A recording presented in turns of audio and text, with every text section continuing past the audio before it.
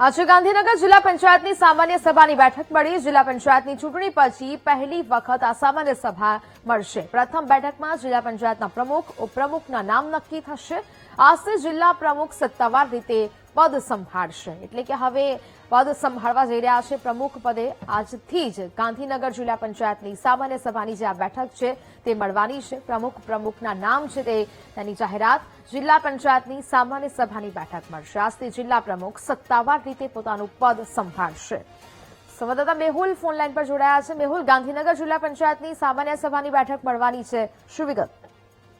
બિલકુલ વાત કરવામાં આવે તો જે પ્રથમ સામાન્ય સભા જે છે તે આજે બપોરે મળવા જઈ રહી છે। બપોરે 12:40નો સમય છે, પરંતુ જયારે આપણે અત્યારે ચર્ચા કરી રહ્યા છીએ ત્યારે નવા જે પ્રમુખ તરીકેની જે વરણી માટેના ફોર્મ ભરવામાં આવ્યા તેમાં રાજેશ પટેલ જે નાગરીપુર બેઠક પરથી વિજયી થયા હતા તેમણે અત્યારે પદભાર સંભાળ્યો છે। ખાસ જે કારોબારી ચેરમેન ઉપપ્રમુખ સહિતના જે નામોની સત્તાવાર જે જાહેરાત જે છે તે આજે સામાન્ય સભાની અંદર મળશે। પ્રથમ સામાન્ય સભા બપોરે 12 વાગે મળવા જઈ રહી છે ગાંધીનગર જિલ્લા પંચાયત ખાતે। આ બેઠકની અંદર વિસ્તૃત ચર્ચા અને વિચારણા જે છે તે કરવામાં આવશે।